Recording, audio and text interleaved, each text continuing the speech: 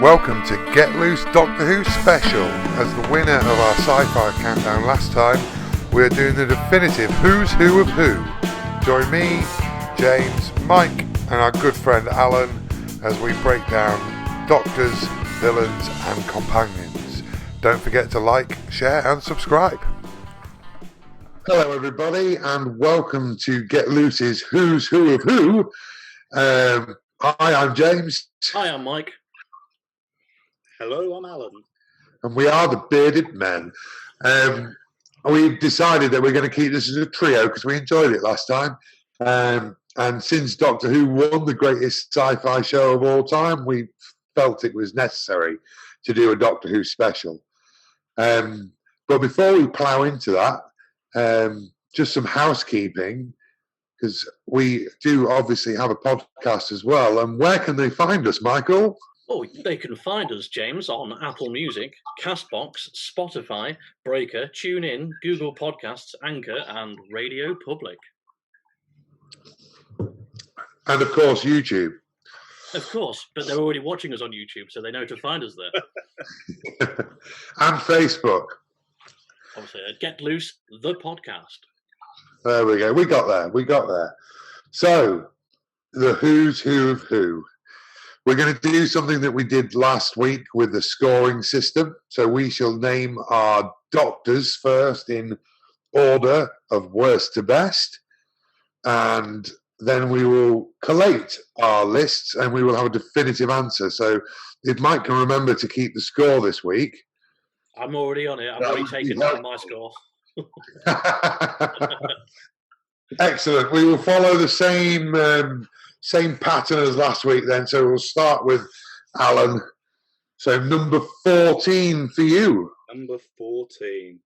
Okay. So full disclosure, before we start this list, I am more of a fan of the new Doctor Who than of the classic Doctor Who. So this list in general is bound to annoy some people that are bigger fans of the classic. Anyway, with that said, it means me. With that, I have seen plenty of the classic Doctor Who, but like I said, I am more a fan of more recent versions. Anyway, number 14 for me is Colin Baker. Okay, not a big surprise. He wasn't a well-loved Doctor.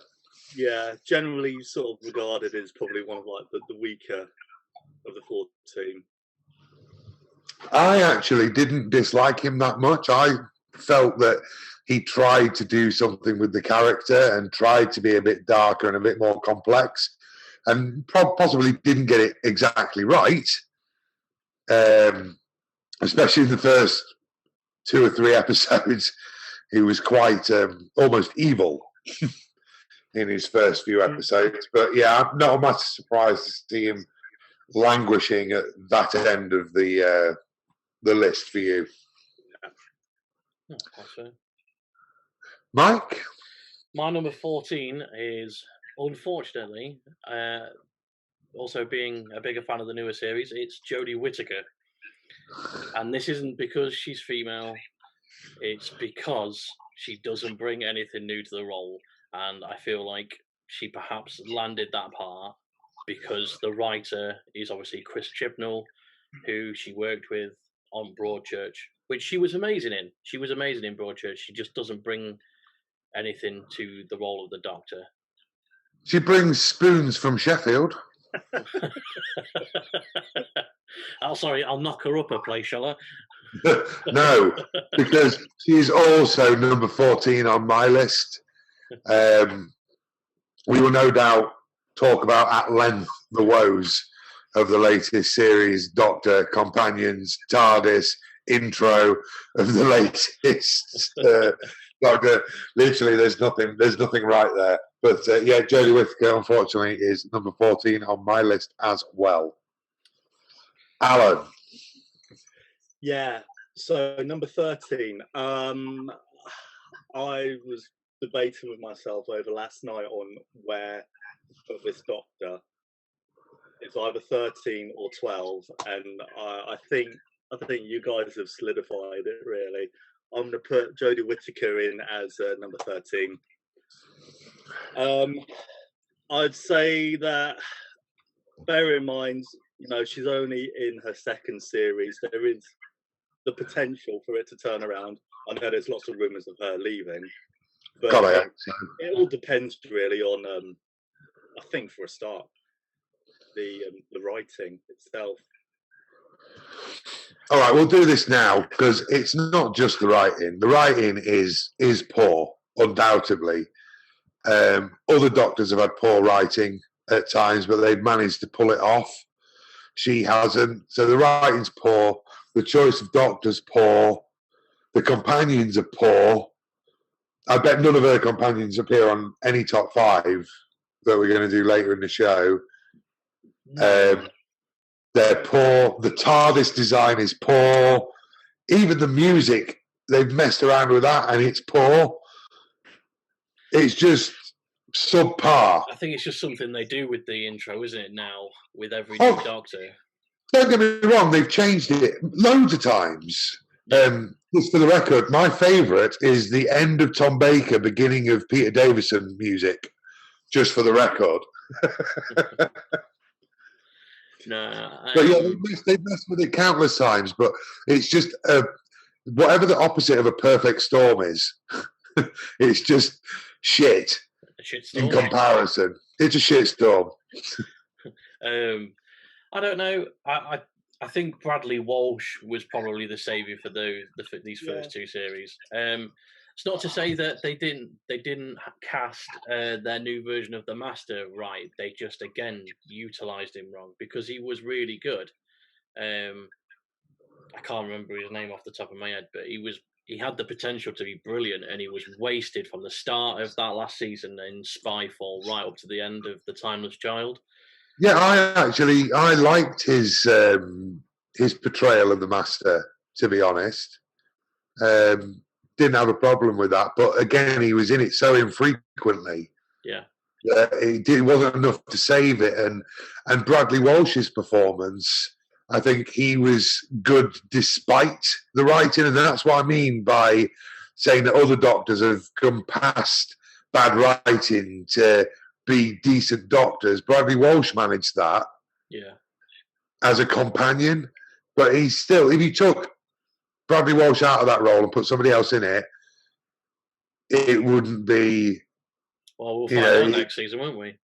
Yeah. Well, no, but I mean, if it was he was playing, somebody else was playing Graham. Ah, right. It would have been catastrophic and probably one of the worst companions of all time. It was the delivery of Bradley Walsh that saved it.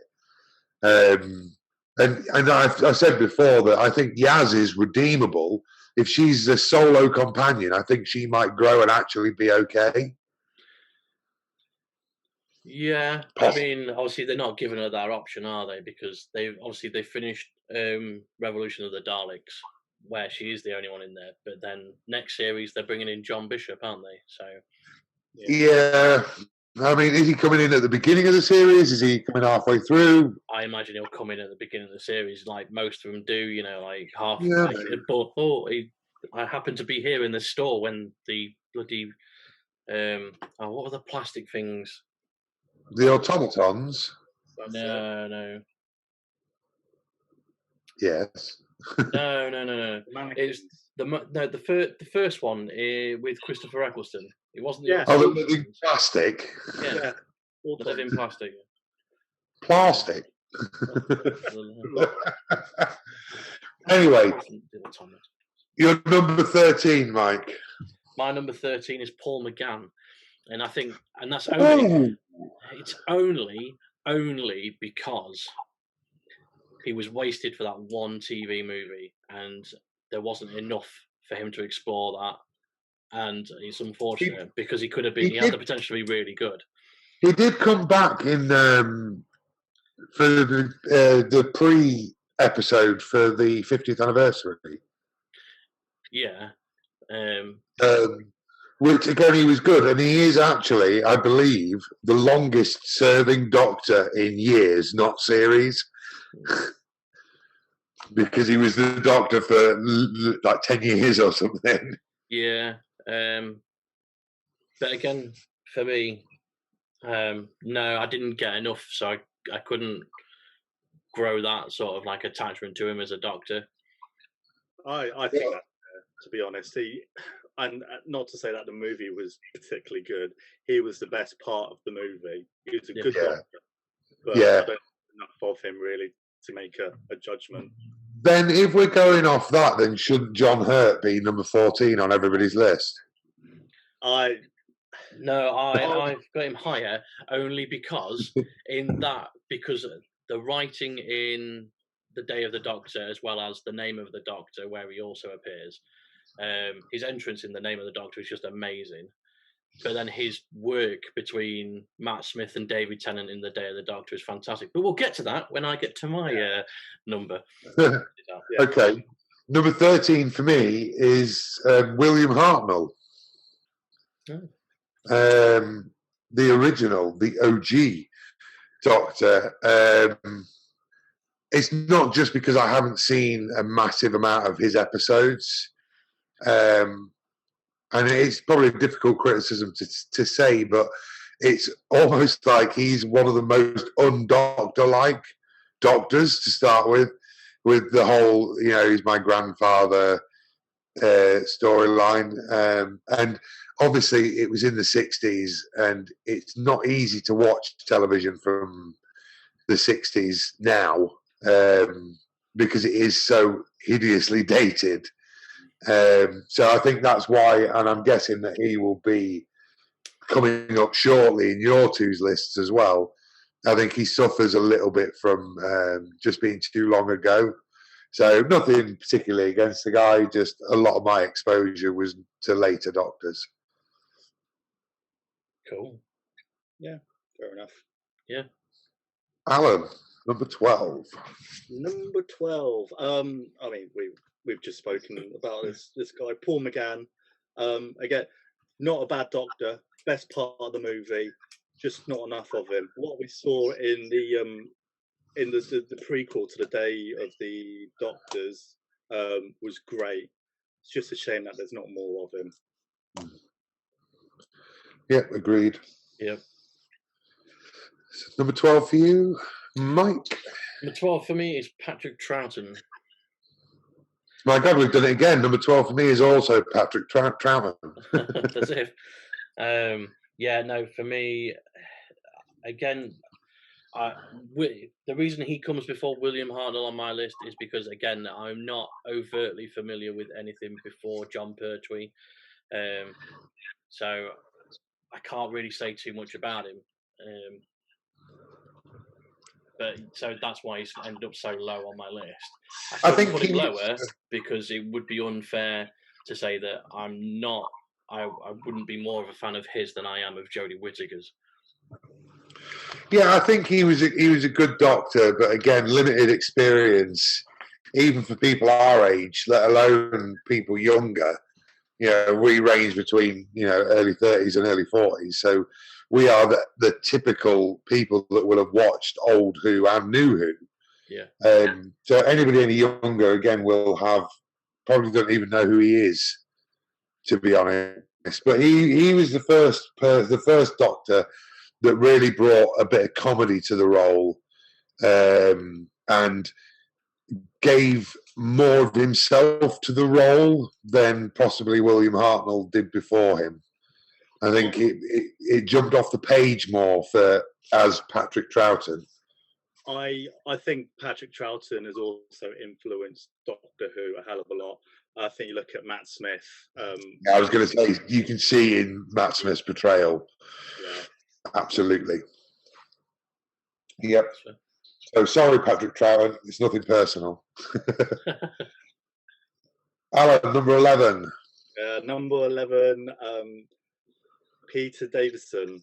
Again, I suppose this is really coming from a time period when Peter Davison was the Doctor. I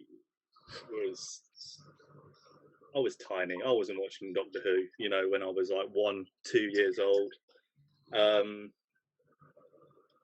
So I've not seen a great deal of Peter Davison. What I have seen is good, but it's limited. So that's really the only reason why I'm putting him that far. I think the biggest problem for Peter Davison, was that he followed Tom Baker. Yeah, that's a big... Tom Baker had been the Doctor for 7 years or something ridiculous, a long, long time, and anybody following in his shoes was going to struggle. And I don't think it helped them for his first couple of storylines. He was very confused. The regeneration didn't quite go as planned. You know, sometimes they jump up and they're just like, "Ha! I'm still the Doctor. I'm not Ginger. I'm not a girl." I'm, you know, this wasn't that thing. He was very puzzled and confused. But yeah, he didn't stick around for long, Peter Davison. But he was a very busy actor in that time period. But I liked him, as you will see reflected in my list. Michael. Cool. Number 11. Number 11 for me is Colin Baker. Limited run. Didn't all enjoy the limited run that he had. I thought it was very mishmashy, and it was a struggle to sort of get to grips with the character a bit more than what it is with the rest of him. Yeah, an unceremonious regeneration for him as well. He didn't agree to do it, which is why in his regeneration, on the floor, it is Sylvester McCoy in a blonde wig. Yeah. Because he didn't agree to do it. Do you know what his last words as the Doctor were? No. Alan? No. Enlighten me. Carrot juice. Oh, there's some immortal words to go out on, aren't they? His companion was Mel at the time, Bonnie Langford, and she was trying to get the Doctor to get fit, which, again, this links into what we were talking about on the sci-fi special, where Doctor Who has always dipped into what's going on in pop culture at the time, and it was all about exercise videos, aerobic videos and stuff, and Bonnie Langford had the Doctor on an exercise bike and trying to get healthy, and literally it was the end of an episode and the TARDIS was zooming past and you just heard him go, "Carrot juice," and then the next time you saw him he was regenerated into Sylvester McCoy. Yeah. So there you go. Cool. Number 11 for me, and this may outrage both of you, is Peter Capaldi. Yeah, that's incredibly low. I was waiting for this from you, Mike. I mean, don't get me wrong, he doesn't hit my top 5, but I still think that's incredibly low for a character that did bring something to the role and did grow. No, he undoubtedly grew into the role because I hated his early stuff. Yeah. You know, really, really disliked it. I considered not watching it. It was Jodie Whittaker level of not liking it. The opening with the dinosaur in Victorian London, Yeah, and Sonic fucking sunglasses, and I was just why are they taking this thing I love and just screwing it up and scrumpling it and throwing it in my face? But yes, he did grow into the role. I think he was helped by some good companion work, which we'll probably touch on in the companions list. I think the writing was a bit spotty for him. I think he got better. He had some great episodes, and you know, it wasn't like for some of the other Doctors where I was gutted when I found out he was regenerating, but it was kind of like, oh, I was just sort of getting used to him, and it's like he'd found his place as the Doctor just as he was going to regenerate. Yeah. So, but yeah, I think again though it reflects. I watched a lot of the original series, which is why my list will be slightly different to yours, because some of the older Doctors appear a little bit higher because I watched a lot of them. So yeah, I expected a bit of backlash from my number 11. Into the top 10 then, Alan. Number 10, where it all started, I put William Hartnell. Basically, because without William Hartnell and without the early Doctor Who, I don't think we'd be having, this discussion these days. I know Doctor Who didn't really properly develop until Patrick Troughton, Tom Baker, but I couldn't put William Hartnell right at the bottom of it. The thing is, William Hartnell, he loved the role, and it was his health that stopped him being the Doctor. He couldn't remember his lines, and he really struggled. So it would have been interesting to see what would have happened if he was in good health. Yeah. What would have happened? I think that if it had been 10 years before, it would have had a limited run, and they would have ended it, to be honest. So I think circumstances, the BBC had put time and effort into this show, and they came up with, the classic, they regenerate, Time Lords do. Like, what a genius thought that was.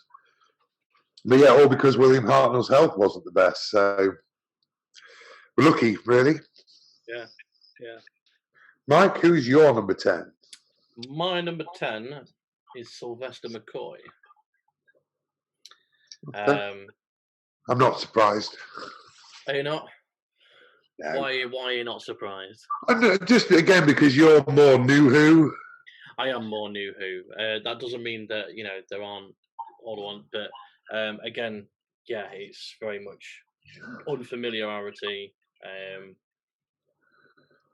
I picked what I'd seen of each one going through, and decided what I liked from that going forward, which is unfair in a way, because if we'd all had more time, I'd have sat down and watched it from the beginning right through to the very end. But yeah, that's why Sylvester McCoy sort of hits this point on my list. I think the saddest thing for Sylvester McCoy was he was another one that he just really got comfortable with the role.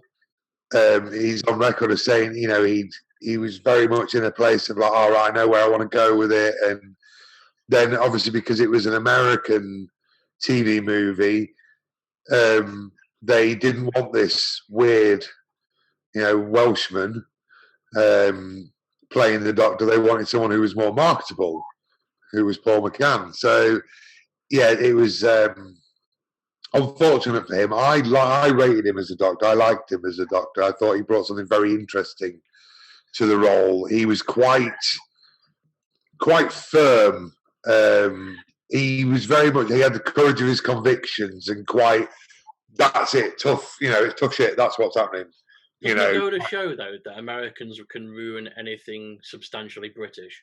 Well, yes. But we know this. Sorry, America. I think there are things that are harder to translate, I suppose, culturally.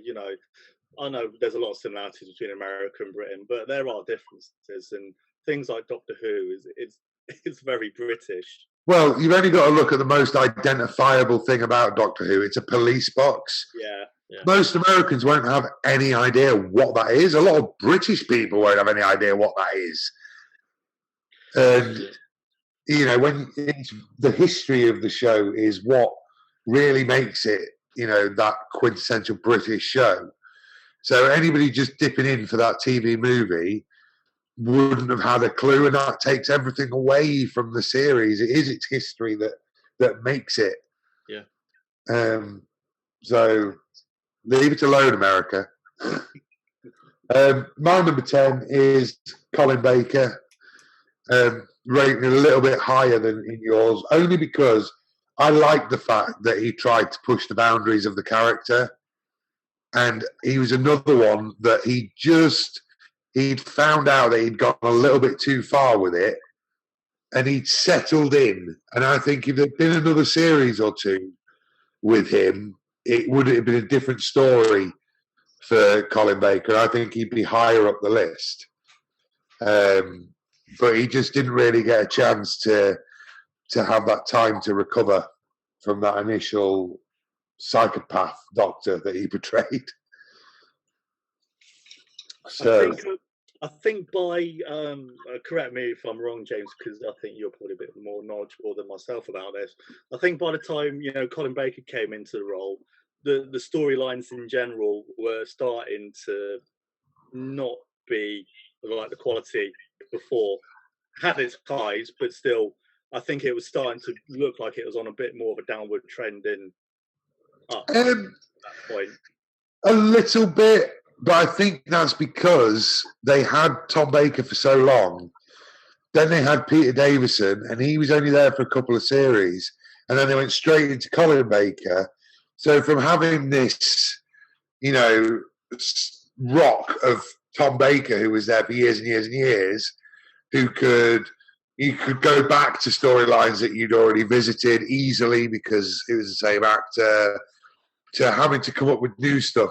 Plus, it was like 1986, 1985, 86, and it is, TV in general was very campy, and Doctor Who suffered from that a little bit. So yeah, he did come into a tough time to be the Doctor. And that's why I think that if he'd had those couple of years going to the end of the 80s, he probably would have been a more beloved version of the character. Yeah. So sorry, Colin Baker. I do feel sorry for him. I think he's probably, him and Sylvester McCoy were really just getting into their runs and were unceremoniously ended. So number 9, Alan. Number 9. My first Doctor. I was at an age where I could actually watch Doctor Who and appreciate it. Sylvester McCoy. I like James. I quite enjoyed his directness, and it's quite sort of. It could be quite severe to Ace quite a lot, and it's almost like a father figure to Ace. Yeah, or eccentric uncle. Oh yeah. But you knew where the line was with him, and on one hand he'd be playing the spoons or doing a magic trick. On the next hand, he'd be like not rescuing a bad guy because, well, that's it. Or blowing something up or whatever. And yeah, I love, like you say, his directness. Yeah. To the role. Yeah. And, I also, as a kid, I just used to love his jumper and his umbrella with all the question marks. Yeah, very good with the sort of the physical comedy side of the character as well. Yeah. I think I liken Matt Smith to him in a way because he could flip from that really physical comedy on one hand to dead seriousness on the next. And I think they're quite similar in that regard. I think Matt Smith did his homework on previous Doctors, and it shows. Number 9 for you, Mike? Number 9 for me is Peter Davison. Yep. Again, for reasons mentioned before. He probably knocks up a bit higher on my list as well because obviously he's connected to another Doctor and family that way, which I think is brilliant that there's things out there that interlope through the series to create a bigger family. They're doing an audio book. David Tennant and Peter Davison are. They've just announced it. So that'll be quite cool. Yeah. With their timey-wimey. So, yeah, that's the reason he knocks up number 9 on my list. Yep. Number 9 for me is John Hurt. Now, there's a couple on this list that are the same sort of thing. I like his potential of what we could have seen if he'd got the role 20 years earlier. He would have been an absolute cracking Doctor. He would have been top 3, I think, if he'd had that time in the role. Again, those 2 episodes he did they were amazing. The caliber of his acting showed through to be able to come in and do that, and the interplay with Smith and Tennant was just amazing. And yeah, there's a reason why he was a national treasure. Yeah, definitely. Absolutely. So yeah, number 9 for me is John Hurt. Cool. Alan, number 8. Number 8, I've got Peter Capaldi. I was so excited when he was announced as Doctor. I'm a big fan of Peter Capaldi. But, bit of a rough start, to be honest, with him. Not completely his fault. Again, Doctors tend to find it a bit of a struggle, first series, finding their way. Yeah. They need to grow the beard. They need to grow the beard, like Commander Riker. But definitely towards the end, the second series, he was good, really good, lightened up a little bit, and I enjoyed it. It's almost like he took the Colin Baker approach again, which is strange, actually. I never really thought about it until obviously we've just been talking about it. But yeah, they were quite similar in a way. But I do think as well, and we spoke about this last time, is that for me, Clara didn't hand over well from Matt Smith to Peter Capaldi. I liked her with Matt Smith, but she just annoyed me by the end of her run. Yeah. Because the dynamic obviously changed. Well, it does with any transition. Yeah, it did with Billy Piper from Christopher Eccleston to David Tennant. The whole dynamic shifted. Yes, but because of the quality of the people involved and the writing as well, it was almost seamless. Yeah, I think it was just the writing from that last season with Jenna Coleman. You accepted it because it worked. And yeah, when the writing dips, it doesn't help. But again, that's where it comes to the actors to try and drag it back up. And I think it's almost like she got lazy in the role in a way, I think. Maybe. I don't know. I think it was put upon Jenna Coleman really to be almost leading in Doctor Who when Peter Capaldi first turned up, and that's the companion. The companion shouldn't be leading really. No. With you there actually. Yeah. So I think that was a tough ride for her, but I haven't got anything against her. No. I mean, I think she's one of the better companions. I think if I hadn't seen that particularly the last series with her, I think I'd agree with you. I liked the whole initial storyline with her. I think it was a pants ending for her, to be honest with you. I think they were going for something similar to Billy Piper, but they couldn't go the same way of trapped in an alternate universe. No, but they could have had there's so much they could have done. I mean, companions leave all the time. You don't necessarily have to kill them, but I'm not saying kill them. But what I'm saying is, sometimes they just have had enough. Yeah, but what they did there was they made Peter Capaldi's version of the Doctor completely forget about who Clara was. He knew the name. He was familiar with some of the adventures they had, but he couldn't put a face to her name. And I thought that was disrespectful to what Jenna had done over the last 2.5 seasons with Matt Smith and Peter Capaldi. Especially when you consider the storyline of where she entered the time stream. Yeah. That's a big chunk. It is. And, in theory, she was responsible for him getting his TARDIS when they did that bit with William Hartnell. Yep. In the time stream. And, that's also been shit on by this whole Jodie Whittaker timeless child bullshit that they've just peddled on us. Yeah. So it does. You're right. It does spit in the face of things that have gone before. Cool. Anyway, we digress. We do. Should we move on to my number 8? My number 8 is John Pertwee. I did it. Because he was the first one that I saw. I think that's why obviously, I've not discussed another pre-2005 Doctor, but John Pertwee was the first one that I saw, which is why he hits here roughly the middle of my list. Because I enjoyed what he did, I enjoyed what he brought, and at the end of the day, he kept me moving through the rest of that series and brought me to the New Who. So yeah. Number 8 for me is Sylvester McCoy, who has appeared on all 3 of our lists now. Again, I liked him. It was just where Doctor Who was getting a little bit gritty again. Some brilliant storylines in there. And I liked Ace as a companion. And I think Sophie Aldred's and Sylvester McCoy's chemistry was the first time they got it that right for a long time.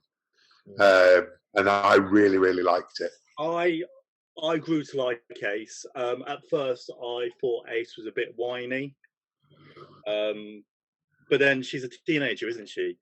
Yeah. So I suppose she's meant to be a bit whiny.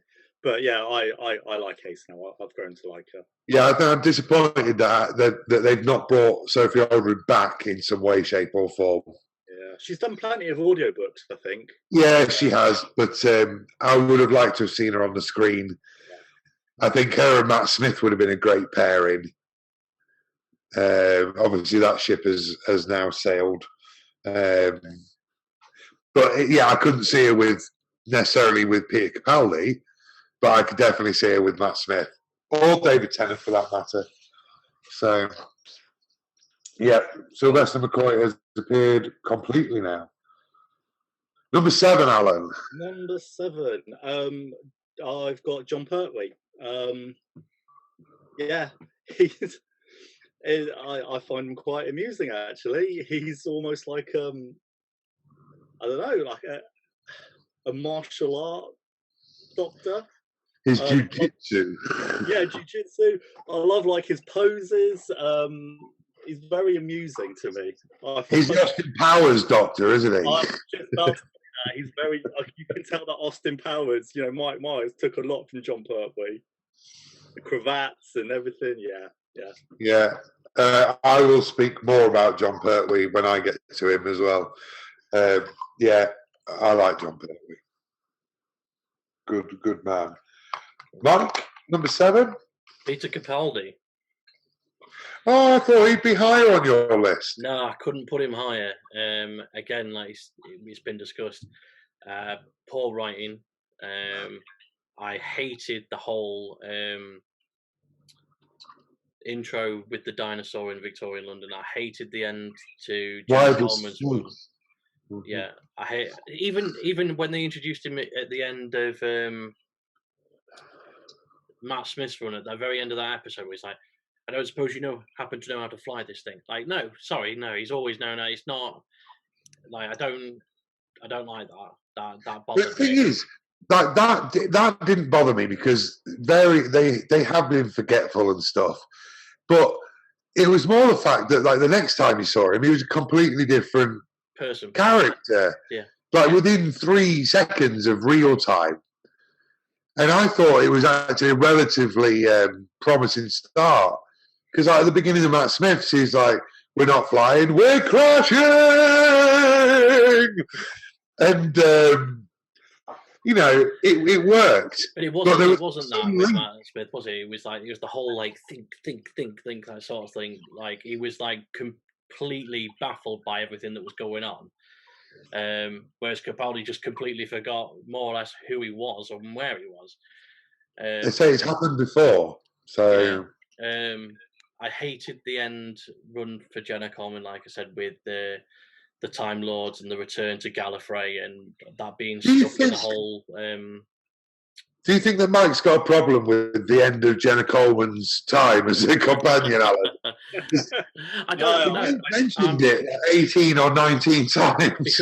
Because I'm disgusted by it. Like the story with the return to Gallifrey and the hybrid, which they never clarify what the fuck the hybrid is. Because they throw so many different things at you. It could be Jenna Coleman. It could be Peter Capaldi's Time Lord. It could be what Maisie Williams' character becomes. It could be anything, and they never clarify it. And then they just go, "Oh, off we fuck." In our cafe. I think getting to that sort of point with Stephen Moffat's sort of run Doctor Who, it got way too complicated. They needed to streamline it and make it a little bit more simple. Unfortunately, I think they were a victim of their success from previous Doctors. Tennant and Smith had some massive, season finales and stuff. But in real terms, they shouldn't be afraid to just strip it back to having it just be in peril for the main characters. It doesn't have to be the universe in jeopardy to be a good finale. Yeah. You don't have to have billions at risk. No. I think Stephen Moffat had also just become a victim of his own writing success because obviously at the same time he was doing Sherlock. Yeah. Which was renowned and an epic comeback and brilliant casting there. But that's the pressure must have been immense to perform. So I think he probably fell victim that bigger is better. Yeah. And not necessarily the case. So my number 7 is Peter Davison. He's now appeared on all 3 of our lists as well. He appears a little bit higher for me because he was right in the middle of my original love affair with the show. He was the first regeneration I saw that was when I was an established fan, which is quite a weird one. It's the only regeneration where the Doctor was actually there before he regenerated. And what was it? Was it Legalopolis or something the episode was called? And there was a character called the Watcher who you just kept seeing from a distance for about 5 episodes. And it turns out that was the Doctor. And like the moment has been prepared for, and he just came and laid down, and that's where Tom Baker regenerated. So in a way, Peter Davison was one of my first Doctors in that regard. I quite liked it. I liked the randomness of him with his celery and his cricket coat and stuff like that. And he was the youngest by a long way, the youngest of the Doctors. So he was almost like a precursor to the David Tennants and Matt Smiths of this world. And I liked him. I liked him as a Doctor. Another one, he only had a couple of seasons. But again, I just think that was down to schedule. He was a very busy boy in the mid to late 80s. So I think that's why he tried his hand at it and then moved on. Whereas the likes of Tom Baker was and still is the Doctor. I don't think he's ever moved on. But speaking of moving on, number 6, Alan. Number 6, I've gone for the War Doctor, John Hurt. I think his character development from the short time that he was on screen was brilliant. You got to really get a real good sense of that Doctor and what he went through. Yeah, and I think as well that they tied up that loose end of you not seeing the regeneration into Chris Eccleston really nicely. Yeah. And it just, that whole bit, because it was a brave move when they initially rebooted the show, just to have the Doctor come out of the TARDIS and go, "Hi, I'm the Doctor, run!"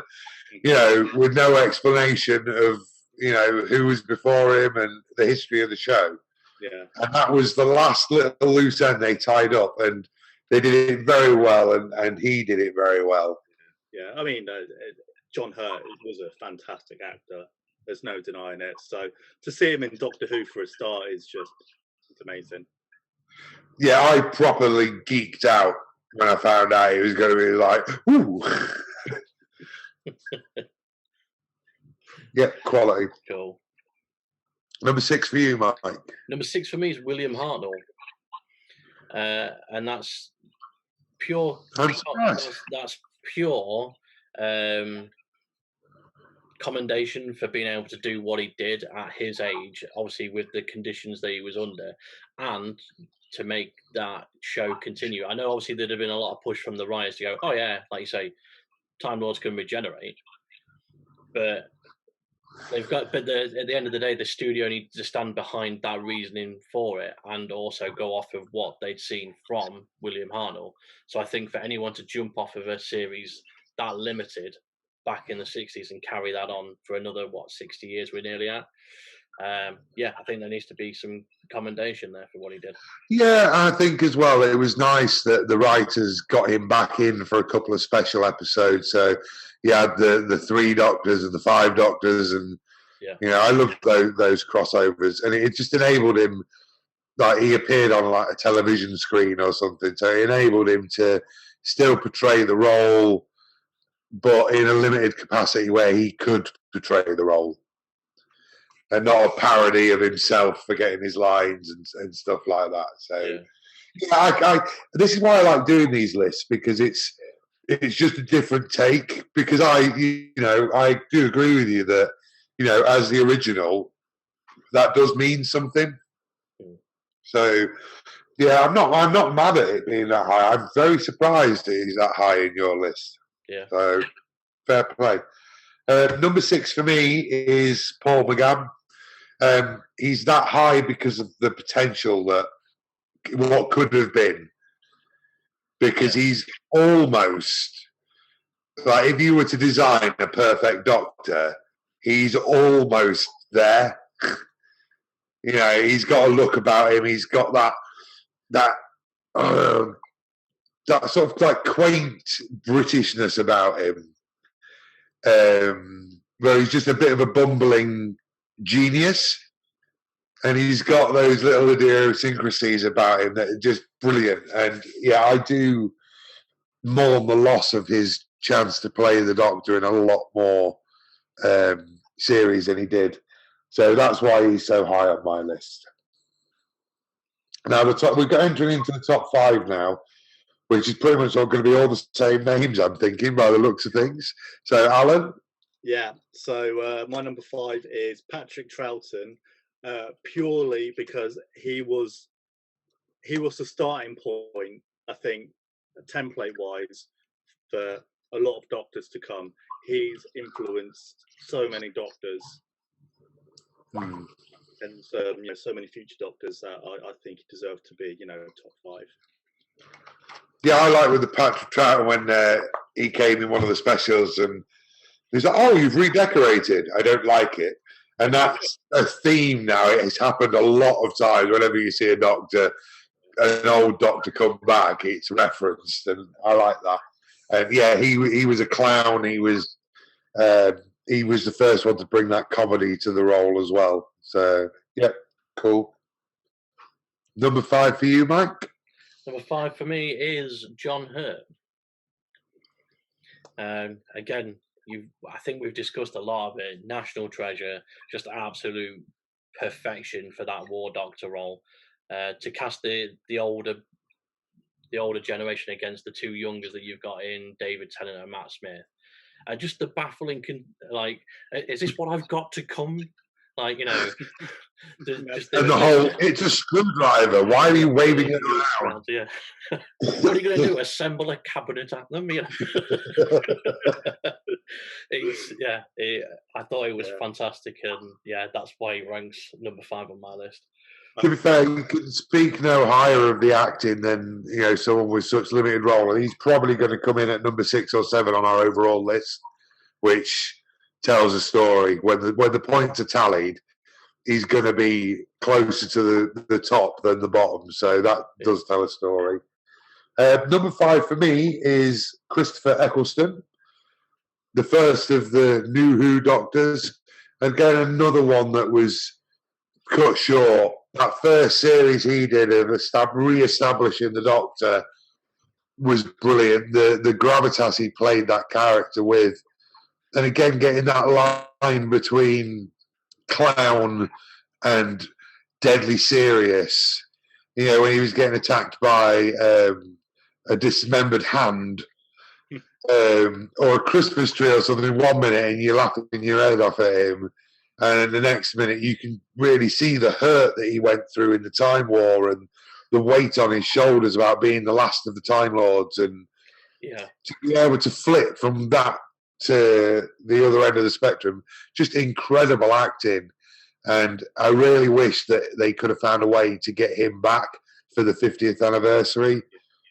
There is talk they may get him back for the 60th anniversary. I just hope they do. I'd like to see that closure. I hope they will, because obviously he's back doing the audio books for them now. So I'm hoping it's a doorway back for him. I mean, it does take time. I mean, look at the way Colin Baker left the show, refusing to do his regeneration, and now he does lots of Comic-Cons and audio books and stuff, and he's at peace with it. So let's hope there's a way back for Chris Eccleston. Yeah. Because I think most of the fans, if asked, would say, absolutely, let's get him back. Yeah. Cool. Number 4 then, Alan. Number 4, I have Matt Smith. Brilliant Doctor. Again, my number 4, my number 3, Could have gone either way. That's what I've chosen. That's how I'm feeling at the moment. Matt Smith, number 4. Yeah, he's a joker.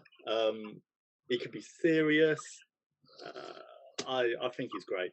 Really, really good. Yeah, I love Matt Smith as the Doctor. Obviously, he still needs to appear on mine and Mike, so he will get discussed more at length. Mike's face, like, I thought he was going to explode, so we better move on. Who's your number 4, Mike? My number 4 is Christopher Eccleston. Again, like you say, cut short through his own doing. Really, he didn't want to be typecast when he after playing the Doctor, and he didn't want to do it for more than one series, which I think is a shame because he only moved on to roles like a throwaway Destro in G.I. Joe, probably one of the worst Marvel villains in Malekith the Dark Elf in Thor: The Dark World. I can't really pin him to much more. I mean, he's done obviously some really great roles in dramas and stuff like that. But I think he would have been better spending another series at least on Doctor Who. I don't think that necessarily it was acting decisions that made the decision for him, because he has, and he's well documented, he struggled with his mental health. And I wonder whether the pressure of the role was a bit too much. Well, no, it was typecast, and he didn't want to be typecast going out of Doctor Who, so he jumped ship after that first season. That's what's been said, but I wonder whether his mental health played a part in making that decision. Possibly. Which is a shame because he was fantastic. Yes, he was. He was. And it was the Nestine that was in the first episode. Well done, Mike. I remembered. Number 4 for me is John Pertwee. Again, he was the first Doctor that I stumbled across on UK Gold when they were doing reruns of the series. And I think the most underrated part of his run was that the BBC took away all the funding for Doctor Who, which is why the Doctor was exiled to Earth. And you had a whole series of him just being on Earth. And it still didn't get dull. And John Pertwee managed to carry that off. And so fair play to him. And like I've said before, when the going gets tough, it's up to the actor that's playing the Doctor to grab it by the bootstraps and carry on. And I think John Pertwee did that brilliantly. Just an absolute brilliant portrayal of the man. With his ridiculousness, with his jiu-jitsu and everything, his cravats and his velvet and everything, but still one of my favourite Doctors. Nitty-gritty time, number 3 for Alan. Number 3.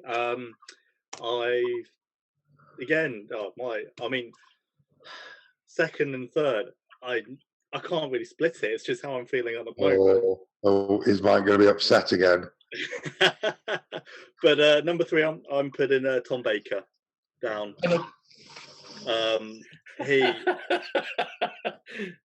Sorry, no, carry on, mate. Carry on. You're all right. No, that's all right. That's all right. I was expecting some black at some point for this. He made the role. He made Doctor Who what Doctor Who is today. I think without a doubt, if Tom Baker wasn't around now as Doctor, I don't think we'd be having Doctor Who as it is. So yeah, top. Yeah, the longest running screen time Doctor. Yeah, quite easy, could be number 2. Quite easily could become number 1. It's just really tight at the top. What can I say? Yeah, I know what you mean. Your number 3, Mike. My number 3 is also Tom Baker. And funnily enough, my number 3 is also Tom Baker. Yeah. He was my favourite Doctor for the longest time. Yeah. Even in other people's runs, but I've since rewatched some of those other runs and thought, actually, as much as I love him, but 1, 2, and 3 are very, very close in my mind as well. But yeah, Tom Baker, just like I say, he lived that role. He was the Doctor. He still is the Doctor. Yeah, and still is the Doctor. More than anybody else on this list. He lived, breathed, and loved that role. Yeah, I think like you say, he lives, breathes, and even now he's still doing like the animated things. He did a fan film with a fan, and I think he stole a glimmer of the limelight in the Day of the Doctor at the end there with Matt Smith having the cup of tea in the gallery. Yeah, I thought it was brilliant, and the way he just sort of toddles off, and you're like, well, come on, no, what? Tell me more. Like evidently you know. That scene right at the end of the Day of the Doctor. Oh my word! I had a lump in my throat. I did. I was just literally sat there like barely breathing. Yeah. Goosebumps. Just even though I could go back and watch Tom Baker whenever I wanted to, but just to see him in current Who with another great Doctor is just. It was an epic moment for anybody that loves the genre and loves the show. Yeah. Just amazing. I think also moving to a different TV show, obviously he narrates and did narrate Little Britain. So every time I turned that TV show on, I'm like, you just got the voice of Doctor Who going on, what's going on in these different little villages with your arrogant teenagers and your not so disabled people. So Don't like it. Yeah, I thought it was brilliant to cast him as the narrator for that. So for the first time on our list, we have a unanimous number. Yep. Number 3, excellent. Now I'm number 2 for you, Alan. Number 2, we've spoken about him, Christopher Eccleston. Yeah, so it must be Chris Eccleston. Oh, yeah, which obviously everyone knows what my number 1 is now. Yeah, Christopher Eccleston, oh my word, that guy has got some range. When I first heard he was going to be the Doctor, I thought, oh, he's a bit too serious to be, the Doctor. But funny, serious, great, really, and everything in between. Mm-hmm. Yeah. The thing is, though, if he'd done that for 3 series instead of 1. I think if he'd carried on the way he started off, he would have been gone down in history as one of the greatest British actors to have lived.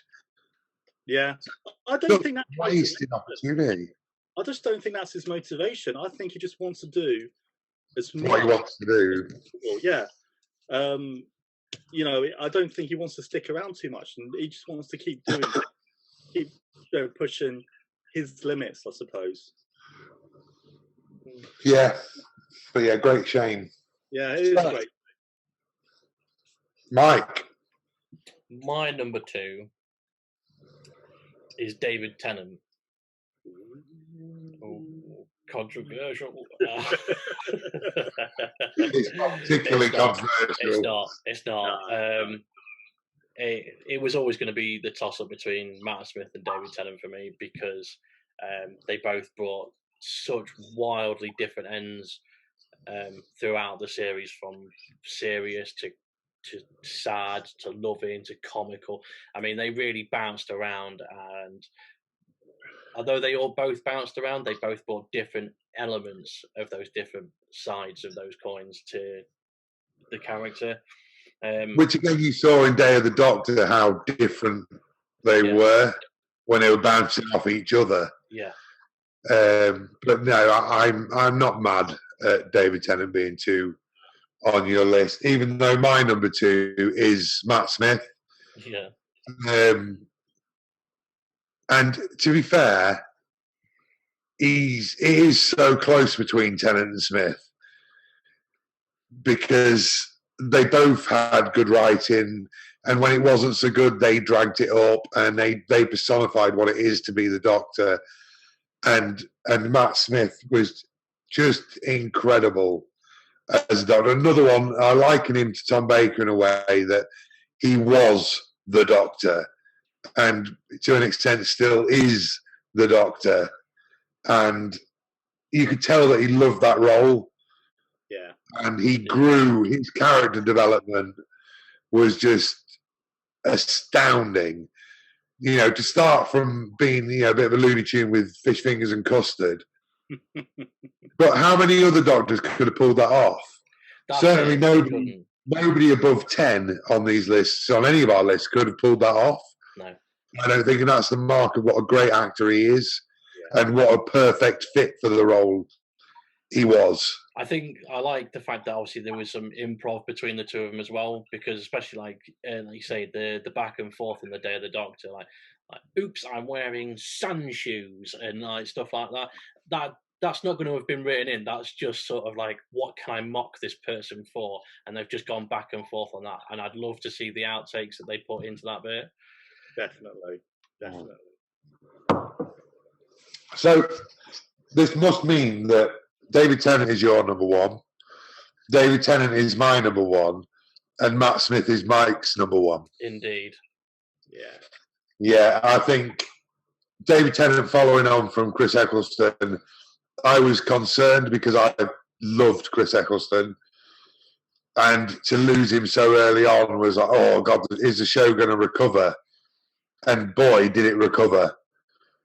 David Tennant was relatively unknown at the time. He just off the back of Casanova, where he got some serious acclaim for that. But God, what a brilliant Doctor he was, and like one of the most gut-wrenching moments, as I mentioned on the show last week, was that whole, but I don't want to go, just before he regenerated. It's like, I don't want you to go either. I like the fact that they mocked that in the Day of the Doctor, though. Like, yeah, I don't want to go. He always says that. He's... I think for me with David Tennant, he is the person that solidified like my love of Doctor Who. I don't think if David Tennant wasn't around, I don't think I'd be watching Doctor Who to this day. I don't think I would have gone back and watched old Doctor Who. But for me personally, David Tennant is the man that really made Doctor Who for me. I mean, that's fair. I mean, the end of Christopher Eccleston's run, where they first introduced David Tennant at the end of that series, I got myself a little bit confused because obviously he's on the floor when he regenerates, and then when he turned around and looked up, because of the floppy hair and everything like that, I was like, why have they cast Richard Hammond as the Doctor? And it took me like obviously for the Christmas special when he went full Arthur Dent in his dressing gown and drinking tea. But again, I thought that was brilliant. Good cup of tea. Yeah. That's all I needed. Good cup of tea. I do think that I don't know this, but I'm sure that it was homage to Hitchhiker's Guide to the Galaxy, that episode. I don't know it, but there's too many similarities. And the great thing about this new hand, it's a fighting hand. Yeah. Just a brilliant line. Just a great Doctor. And again, the writing, he had some fantastic episodes. There's just stellar writing. And to be able to pull off the relationship with Donna, that whole storyline, it shouldn't have worked, but it did so well. Just brilliant, absolutely brilliant. And not only with Donna, but with Rose and with the newly regenerated Master, Johnson. Brilliant casting again. I think David Tennant. I think the thing with David Tennant is he was born to play the Doctor from the off. Like, he was just like, from the minute that bloke was born, he was born to play the Doctor. And I think he embodies everything. I mean, everything he does with utter perfection. And the only reason Matt Smith beats him out for me is because I prefer the different element of zaniness that Matt Smith brought to that character. But David Tennant embodies the perfection in every character he does, from Broadchurch to Des to literally anything, even Staged, which he does over Zoom with Michael Sheen. It's just phenomenal. Yeah. There's not a role that man can't pull off. Which just goes to show that just because you play the Doctor for a long time doesn't mean you can't move on to things. Yeah. So yeah, that is our list. Feel free to comment if you think that there's anything that's massively wrong there. I would imagine that everybody's top 3 will be relatively similar in the world. Now, you might not think there are any honorary mentions for people that have played the Doctor. However, I would draw your attention to a comic relief special that was done back in the day. And it gave you a glimpse to what might have been as a Doctor. Now, in this episode, you had 5 Doctors all in one go. So you had Rowan Atkinson, Richard E. Grant, Jim Broadbent, Hugh Grant, and Joanna Lumley. Now, for me, Joanna Lumley and Rowan Atkinson, I think, could have legitimately been cracking Doctors. I still think Rowan Atkinson could be. Yeah, I was going to say there's still time for Rowan Atkinson if he chooses to do it. I don't know whether he will. I think he will. I think it's probably a bit more of a full-on schedule than what he'd be looking for. But yeah, and he would be a cracking Doctor. Yeah. And, Joanna Lumley as well. Bearing in mind that this was years ago, I mean, it must be 30 years ago. And, people weren't mad at the fact that the Doctor was a woman. It just shows that it's not that progressive to just cast somebody suddenly now as the Doctor. And I wouldn't be mad at it if it had actually come into fruition in canon. Yeah. So, and interestingly in that as well, it was the first time that he suggested like a love interest between the Doctor and his companion, which obviously played out massively in New Who, particularly with David Tennant. So it was just interesting rewatching that. But I do think that Rowan Atkinson could have been a cracking Doctor. Yeah. So there were your surprising honorary mentions. To be honest, I'd totally forgotten about the comic relief special until you brought it up. But yeah. I want to throw in David Bradley only because it's got to be hard to pick up and portray a Doctor that's already existed. And yeah, he did a good job. Yeah. Also in that comic relief special, Jonathan Pryce as the Master was brilliant. I wish he'd played him, in canon again, because I thought he was fantastic, even though it was just a stupid throwaway comic sketch. It's 20 minutes long, but yeah, I really like that. And it gives you a glimpse of what could have been. So we've carried down the Doctors, but what is a Doctor without a companion? Now, this list is only 5, so this could be more interesting, though I do feel that there are a certain amount of people that are going to appear on everybody's list quickly, and I would imagine that New Who will prevail predominantly in your two's lists. Yeah. So... Can I just say, nice segue. With that said, thank you. With that said, Alan, who is your number 5? Yeah. Tough. It's tough. I am going to say Sarah Jane Smith is number 5. I think she really embodied what a companion is, really. Yeah. She's probably got the most Doctors under her belt as well. I bet she has. I would say. Because she was with John Pertwee and Tom Baker. Yeah. And David Tennant. Yeah. So probably the most prolific companion. Yeah. So I suppose you could argue that Clara.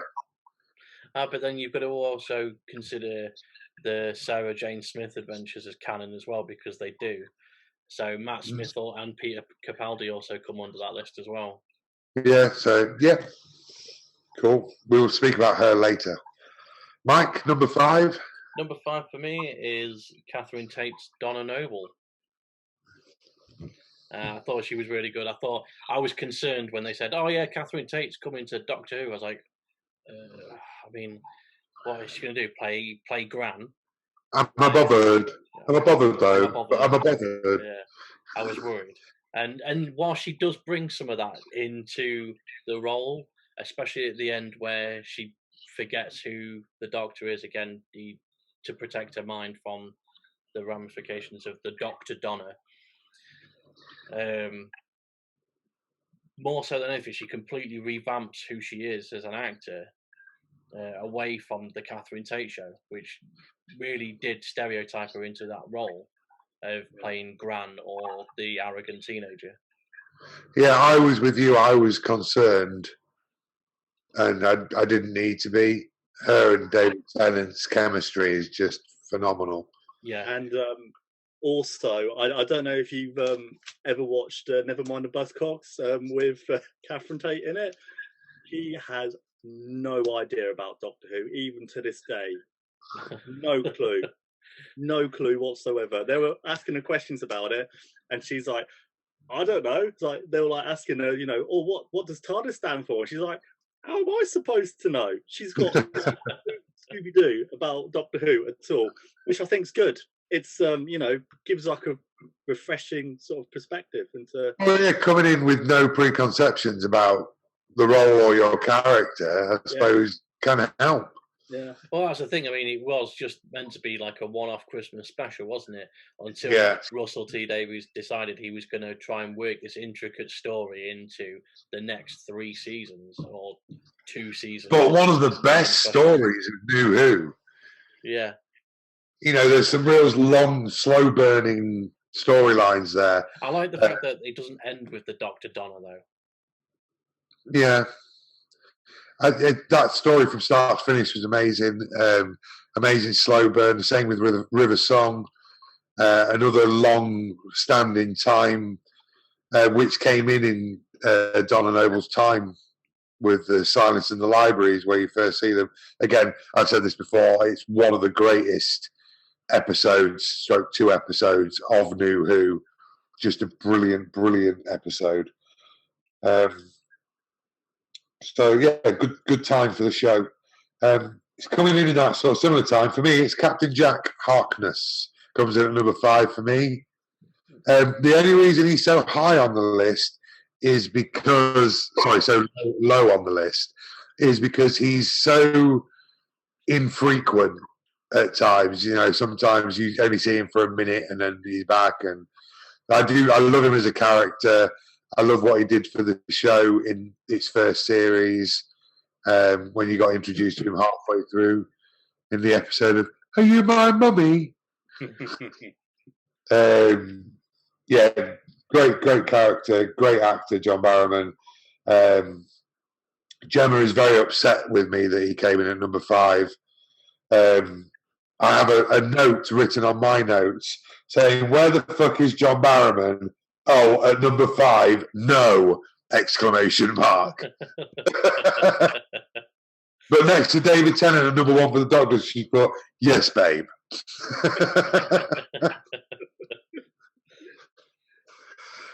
So number 4, Alan. Number 4, I've gone for Rose Tyler. Yeah. Yeah. The crikey. The Bad Wolf storyline, how that ended. Oh, brilliant. Again, you look at someone like Billy Piper and you think, I don't know about that, really. That's odd casting. But, yeah, really, really good. Really, really good. Worked so well with both Christopher Eccleston and David Tennant. Fantastic. I think the real episode that won me over with her was when they were in New York. When Zoe Wanamaker was Cassandra, and when they were all swapping bodies and stuff, and just when she's like, "Oh my god, I'm a chav," it just like properly won me over completely. I was invested then. Brilliant episode. Watching them flip between each other. So yeah, massive impact on the show. Rose Tyler had, and it was good that she was shoehorned into the Day of the Doctor. Yeah. Mike? My number four is Clara Oswald. How fucking dare you? No, I know you've banged on about like the fact that I disliked the way her exit was made and stuff like that. I banged on about it. Yeah. I think you find that might be you've banged on about it, Mike. No, you've banged on about how much I dislike the way her. And I do dislike the way she was like let go from the series or left the series or whatever. But I thought you needed to be higher. I wanted to put her higher up on my list, but the amount of commitment she made herself in the ways of friendship to the Doctor to go into his timeline and go throughout everything, saving him constantly. Just amazing. I thought it was pure commitment that you need from a companion, the love and respect that a person should give. This is going to annoy you. She doesn't even make my list. You're just does not even make my honourable mentions. This is the end of Get Loose. To be honest, she doesn't make my list. But yeah, honourable mention, I would definitely say for Clara. Definitely. We'll get to those. Number 4 for me is Amy Pond and Rory. I feel they have to go together. Their storyline was so intricate with each other in Matt Smith's time. I feel that they have to be a pair. I kind of liked and kind of didn't like and kind of liked, and I flitted with how much I liked them and not. But actually, the underlying factor that tied it all in was Rory.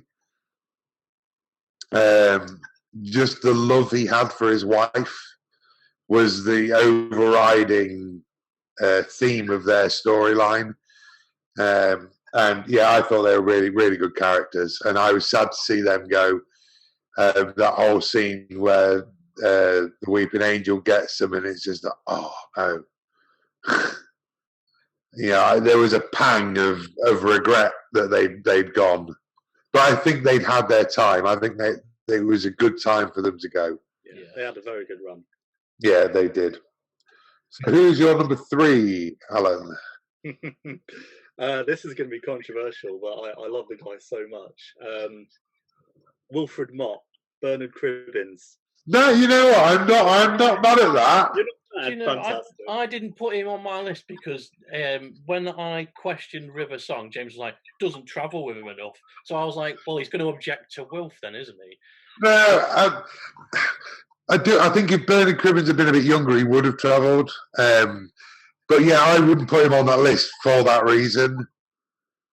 He's a cracking character. I thought he was amazing. He always made me laugh and always made me want him more. And at the end of time, like just my heart was broken for that bloke. It really was. Yeah.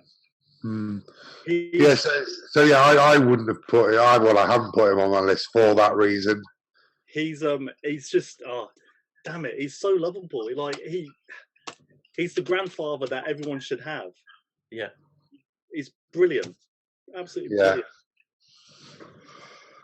Yeah, I feel with River Song that she's more of an own character in her own right, more of an equal to the Doctor than a companion. Yeah. It's just like it's the small things as well from him. Like when Rose comes back in season 4 of New Who for when all the planets disappear. And she's trying to get through to them on the computer. She's like, "Oh, where's your webcam?" And he's like, "I don't have one." She says they're naughty. So I thought that was brilliant. For someone But who's I always can't felt like, forgive him for killing David Tennant. yeah. He did that. And he Yeah. knocked 4 times or whatever. But no one expected that. No one expected that from knocking 4 times. The heart of a Doctor. Indeed. Of a Time Lord, sorry, not of a Doctor. Number 3 for you then, Mike? Number 3 for me is Amy Pond and Rory. Yeah, I think they were brilliant. I loved them as a pairing. Like you say, Rory made that because otherwise it would have been another Rose Doctor storyline that wouldn't have worked, especially with Matt Smith's Doctor. He wasn't the emotional type for love that David Tennant's Doctor was. Yeah, he was an old romantic, wasn't he? Yeah. Tennant's Doctor. Whereas Matt Smith didn't have that, so they needed Rory. And I He thought it was was like, "Ooh, girls. Ooh." yeah. And I thought it was perfect casting for Arthur Darvill, really, because he's got a sense of posh middle classness, but the embodiment of a working class male who just wants to be loved.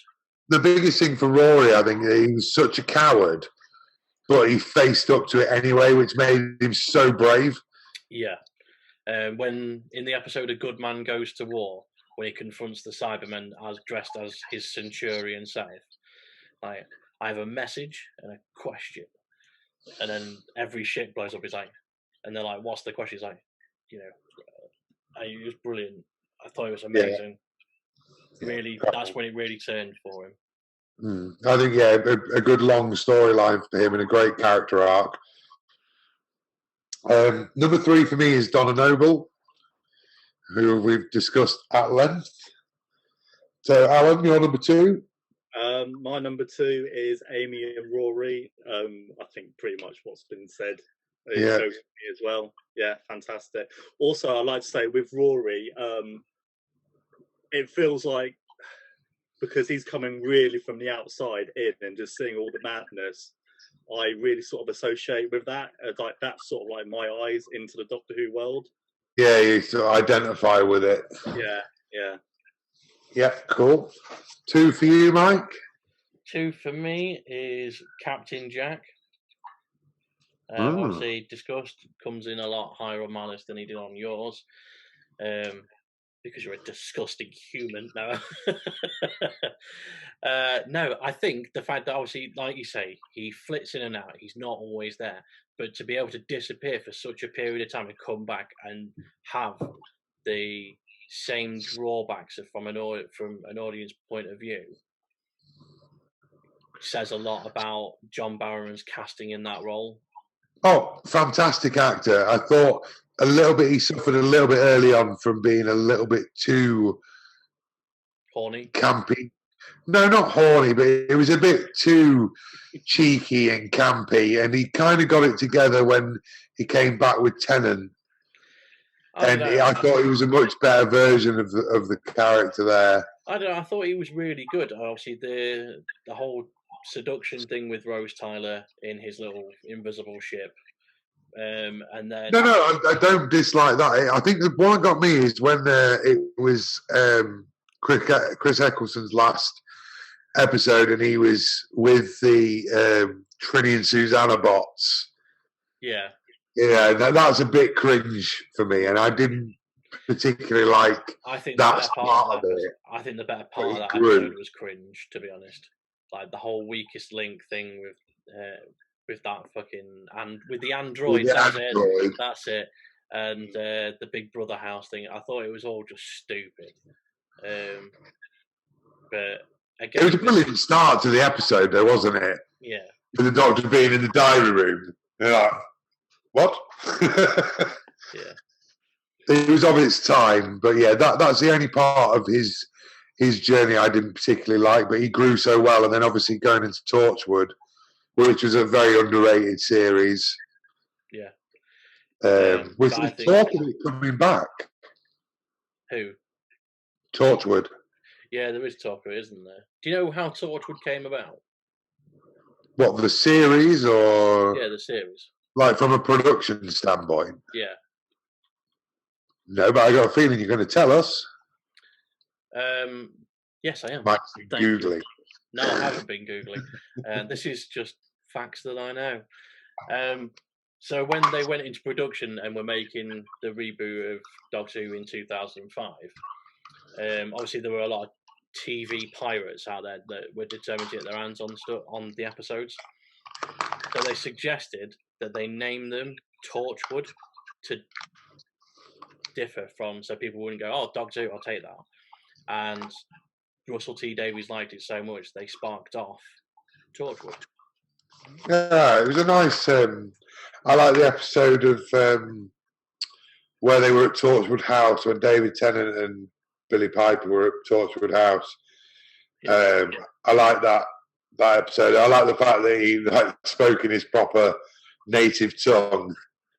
He's all Scottish. She's a wee beastie, and she got told off.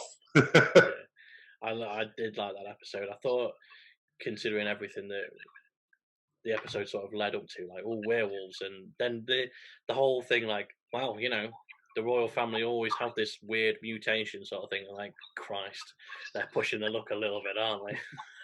No, I liked it for that. I thought it was a really good episode. Another one of those episodes that's up there. Yeah, but they might as well just come out and call them lizard people. Well, if the shoe fits. Number 2 on my list. It's going to be an interesting episode of The Crown, isn't it? The final episode of The Crown. The big reveal. Number 2 on my list is Rose Tyler. Instrumental in New Who, really solidified the show along with Chris Eccleston and David Tennant. Cracking, yep. So, who's number 1 for you, Alan? Yeah, number 1. Again, it's controversial that I'm missing out on a couple of big names. I'm actually going with Donna. It's my number 1. Yeah, cool with that. So, no Captain Jack on your list? No Captain Jack, because Gemma will be coming to stab you. Purely because he's a fantastic character, but he just flits in and out. I never saw him as like a permanent companion. Now, I could take this explanation from you if you didn't have Wilfred Mott on your list. But I love Wilfred Mott so much. That was the first name that came in on that list. I was like, I need to get Wilfred on there. I need to get Wilf on there. It also, his name sounds like slang for a vagina, so yay. Oh, she's having problems with a Wilfred Mott. Oh, God.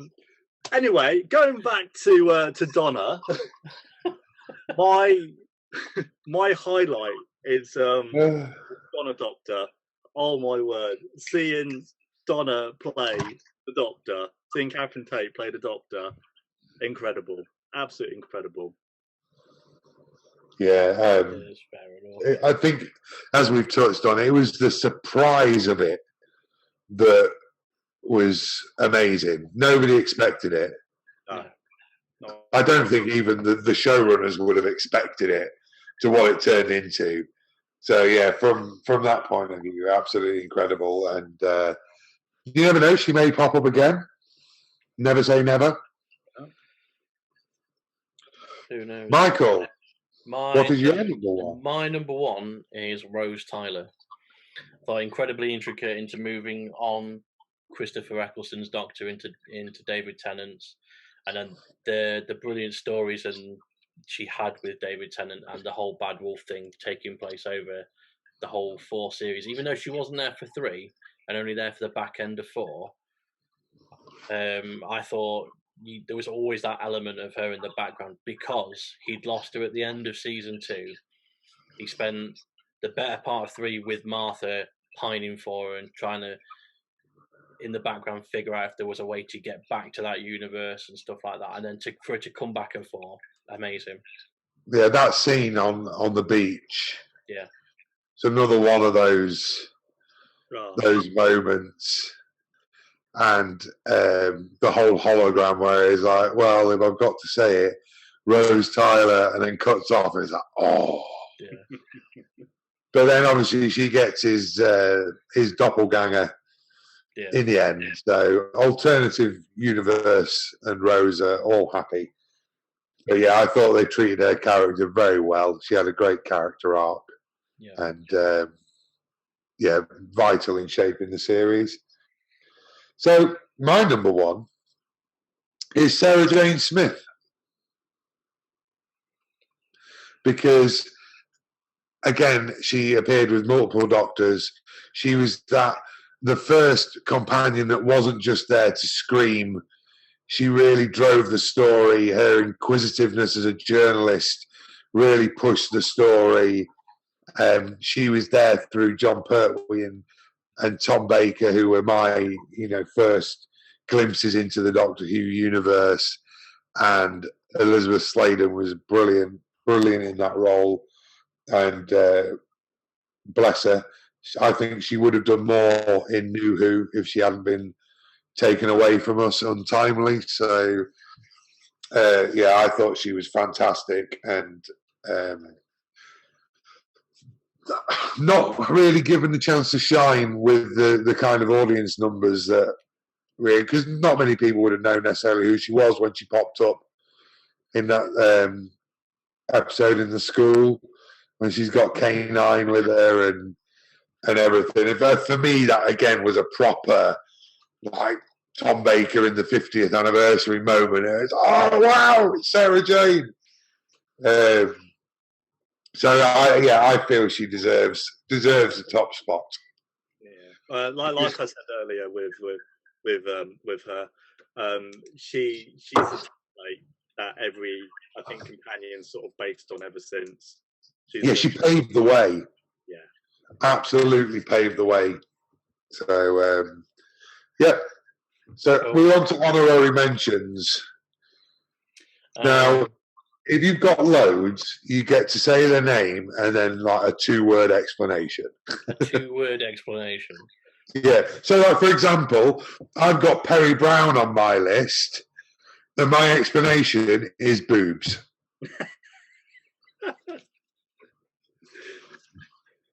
That's not 2 words, though. No, I've cut it down to 1. You could have gone with boobies. I suppose that's just a longer 1 word. It's gone with boo. Again, just a long word. Watch. I feel like that's not an appreciation for the character, is it? That's just because boobs. No. I won't go into it much. She did steal the scene in Colin Baker's Regeneration. But I liked her as a companion. Going with Colin Baker, a lot of his second series was dedicated to trying to save Perry, and she was in a brilliant episode with Brian Blessed, so that makes it even better.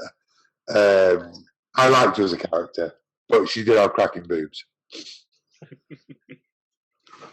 I have 3. Yeah, I have 3 more. You have 3 more? Yeah. Okay. But they might be covered by yours, so go ahead. I got a feeling at least one of them will appear in yours. Okay. So I'm going to start off with Matt Lucas's Nardole. There you go. There's one of them. I feel like he really grounded and rounded out Peter Capaldi's Doctor in that last season. Worth it. An unjustifiable end for Nardole, but again, brilliant casting in Matt Lucas. Again, didn't he just appear in a Christmas special and then they were like, hold on? Yeah. He's pretty good. Yeah. I like Nardole as well. Alan, do you have any honoraries? The honoraries that I've got have already been spoken about at length.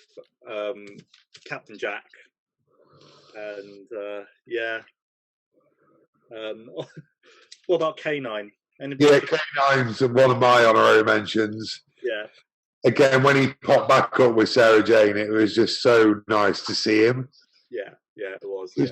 Tom Baker only had K9 for a while. Yeah. For me, with K9, it's I suppose it's pure nostalgia, really. Fan service. Yeah, exactly. I'm just going to move over a little bit because that sun's doing my head in. There we go. For me, Martha has to be one of them. No, I never was really sold on Martha Jones. Wasn't overly attached, which is why she didn't make the list. But I think she was a good companion to go up against the Master. I don't think Catherine Tate would have done the same sort of job as what Martha did against John Sims, the Master. No, well, she may have done the job, but in a very different way. Yeah. And that storyline wouldn't have worked with another companion. So I see what you mean. I think you needed that break between Rose and Donna as well, and Martha was that good fit because from that. And then I've got Mickey, played by Noel Clarke. No, I liked Mickey. No. The damage was done in the first series for me. Didn't like him. No, I did. No. I thought he was particularly good, especially at the end of his run in season 4. I'm glad he got his redemption. Yeah, in a way. And I'm glad he got his happy ending with Martha, which you see at the end of time, where they're fighting the Centaurans. Yeah, no, he's not on my list. So my last honourable mention is Leela, who you probably don't even know, Mike. No. She came on with Tom Baker, and she was just amazing companion. She was like a cave woman when she started off, and they had in the episode they paid homage to the Sever team, and it was a ship that had crashed, and it was actually the survey team, but the writing had rubbed off, and the Doctor solves the mystery, and Leela ends up going along with him, and she's in a bit of Tom Baker's run that was just brilliant, and I loved Leela. K9 came in the same sort of time. Cool. So, that is my last honorary mention. Cracking stuff. So, we've got the Doctor and we've got the companions, so that only leaves the villains to discuss. Are we not going to discuss our favourite TARDIS background? No. We're not. Have you done the scales for the companions as well? Yes. Yeah, so we'll run down the definitive list at the end. So, top 5 villains, Alan. Top 5. Okay. Number 5. Right. I'm torn here, but I suppose I've got 3 potential number 5s. 2, I suppose, will go into honorary mentions. And only because I watched this episode just recently, I'm going to go with the Midnight Creature. Oh, the Midnight Entity from David Tennant's run. Midnight. Yeah, that's the one. Wow, that gives me the heebie-jeebies watching that episode, even like to this day. It's a masterclass in acting. Yeah. That episode is what you can do with a limited cast and one location. Yeah. Just the constant sort of like repeating the words and then like matching like words, and like the chaos that creature just caused like on board that ship. Oh, brilliant! Really, really good. Yep. Cool. Number 5 for you, Mike. Number 5 for me is the Silence / Madame Kavorian, the rogue faction from the Chapel mainframe. I've included them as one because they come from the same place, the Chapel mainframe. And I think there's a lot to be said for being able to rip holes in time and space to destroy a TARDIS and to breed your own Time Lord. Which, again, that took up, 2 seasons with Matt Smith's run, and I thought it was brilliant. The culmination of time collapsing in on itself at the lakeside of Lake Silencio. Yeah, they were a big part of the series for a long time. Yeah. Yeah. Number 5 for me is the Vashta Neruda. Narada. Can't read my writing. Yeah, Vashta Narada. Again, referencing Silence in the Library, as I seem to do in every list that we do. what a brilliant villain.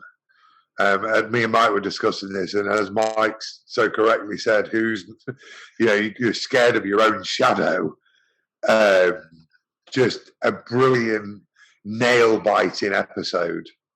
And what a great villain. A one-shot deal again, like the Midnight Creature, but brilliant. I'd love to see another episode of that with a different Doctor and everything. It'd be interesting to see them come back. Yeah. Number 4, Alan. Number 4, I've got the Weeping Angels. Mm. I think probably a little bit overused towards the end, a little bit worn out. But that first episode, I can't remember what it's called now, when the Weeping Angels first appeared. It was Matt Smith and Pond, wasn't it, on the ship? No, this was a David Tennant episode. Yeah. Don't blink. Blink, it was called. That's it. Yeah. Blink, yeah. Oh, I mean, that just set the stage, really, for, like, the potential. Yeah. That's another one of those episodes where the Doctor wasn't really in it. Yeah. Like that one where they had, Peter Kay did an episode. As the Absorbaloff. Yeah, he did. The yellow episode. He did an interview and he said it shouldn't have been called Doctor Who, it should have been Doctor Where. But the law of the show allows it to happen, and you're not mad at it. But yeah, Blink is one of the best episodes. Yeah. Cool. Number 4 for you, Mike? Number 4 for me is The Master, particularly John Sims' version. We agree again. Number 4 for me is The Master as well. That's not to say that I didn't enjoy the newer version of The Master or the version that is portrayed as Missy. There's just something about John Simmons playing that character. It was just interestingly boring. I could have seen John Simmons the Doctor. Yeah. As well, I think he would have made a good Doctor. But yeah, as the Master, he was brilliant. Obviously, I had exposure to some of the older actors. Roger Delgado was very good as the Master, and as a recurring, arch nemesis. Yeah, he is very good, and he rightfully takes place on this list. I think what's his name, who played him, that small bit where they go right to the end of the universe with. Derek Jacobi. Yes. Oh yeah. Yeah. His small time playing that role was brilliant. Again, it's like a John Hurt moment. Yeah. The caliber of the actor in that short time. What was he, Dr. Janus for most of it, and then he turns. That's it. Because it stands for You Are Not Alone. To turn into the Master, and I was watching him like, hold on a minute, I know who he is. Oh no, it is. So that sort of a moment, and I would have loved to have seen more of Derek Jacobi as the Master. Yeah. Number 3, Alan. Number 3, I've actually gone with the Master. I mean, he's not your conventional bad guy at all. He's an enemy of the Doctor, but he's also one of the Doctor's only friends. So, yeah. I think that brings an interesting dynamic to the role. Yeah, I agree. John Sims stand out for me personally as the Master. Yeah, brilliant actor. Mike? Number 3 for me is the Vashta Narada. Again, like we discussed earlier, not being able to look cross shadows and not enter the dark space of anywhere, fear of being eaten like completely, and then for them to take your voice as well to be able to communicate, that's something creepy. It was like watching I think that could have been a horror film, like not a Doctor Who. They could have just done a horror film with that, and it would have been immense. Yeah. Just a really, really quality one-shot deal. Yeah, like the whole, hey, who turned out the lights? Hey, who turned out the lights? Like, oh my god, it's coming. Fucking run. Yeah, it's like, oh no, quick, run. There's a spacesuit with a skeleton in it. Number 3 for me is the Daleks. Again, they are stitched into the fabric of Doctor Who. Some brilliant episodes. I like John Pertwee's. I think it was Planet of the Daleks. That episode's very, very good. There's a particular Tom Baker one where you go back and you see the birth of the Daleks on Skaro. Genesis of the Daleks. Genesis of the Daleks. Yeah, it's a really, really good episode. You see Davros and everything starting off, and his experiments and how they came to be. And Tom Baker, the first time you see what's inside a Dalek as well, and him having an attack of conscience about genocide, and who is he to end the life of an entire race? But the Time Lords have sent him to do that. Yeah, brilliant bad guys, and they fixed the whole climb some stairs to get away from the Daleks. Though interestingly, I don't really like flying Daleks. I thought it was a very brilliant moment. Like, look, you can't get up the stairs, and then it just starts to levitate, and you're like, yeah, now you fucked. The Dalek just goes elevate, and it's like, oh snap! Like, you better run because you fucked now, son. It worked, but yeah, I could see where you're coming from, but it doesn't rank so low on my list. Okay. Number 2, Alan. Number 2, I've gone with Daleks and Davros. I've put them both together. Yeah, that's understandable. Yeah, classic, as you say, sort of interwoven into Doctor Who. You can't imagine Doctor Who without Daleks. Yeah, interestingly, the New Year episode, I didn't get that feeling with the Dalek episodes I have in the past. No. Again, Jodie Whittaker's matched against the Daleks. It's like, yeah, but just fizzled. The thing is the whole thing might never have happened if one interesting scientist hadn't just found like the splodge of Dalek DNA in the one from the last season. Yeah. Like if he goes, oh, I better get a wipe for that. No revolution of the Daleks. So it's completely irrelevant. I think the only bit I really did like in that was the fact that the pure Daleks came and exterminated them, because that is proper Dalek thinking. Yeah. You are unpure, dead, because the Daleks are born of Nazis, basically. Yeah. The master race sort of idea. So I like the fact that they managed to do that right. Yeah. If nothing else.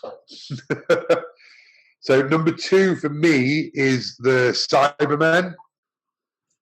Again, interwoven into the history of the show. New Cybermen are slightly different to the older ones, where you could only kill them with gold, and they had guns and they weren't reaching out and going, delete. But another great episode of David Tennant's was when the Cybermen were brought back. Yeah. Fantastic episode. And the Cybermen updated, and again, I think it was another Tennant episode, not that episode, but where he unlocked the emotions chip. And again, it was the follow-on. It was Tennant. Yeah. Because you had them fall into the alternate universe, didn't you, with Rose and Mickey, and then in the following one, to stop them, is where he unlocks the emotion chip. And he just started talking about that she was going to get married and stuff. It was just like, oh, again, a proper like gut wrenching moment. And again, the Cybermen are a bit like the Daleks in a way. They are just relentless. They played particularly well in Tennant and Smith's tenure as Doctor. I thought there were some good storylines in there. Yeah. For the Cybermen. Would you like to know my number 2, James? Did I skip you out? You did. Sorry. No, it's fine. My number 2. Cyberman? No, it's not the Cybermen, unfortunately, mate.